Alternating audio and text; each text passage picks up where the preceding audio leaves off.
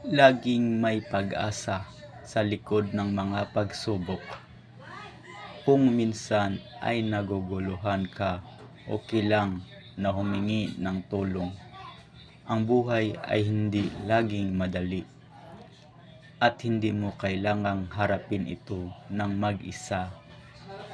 May mga tao sa paligid mo na handang makinig.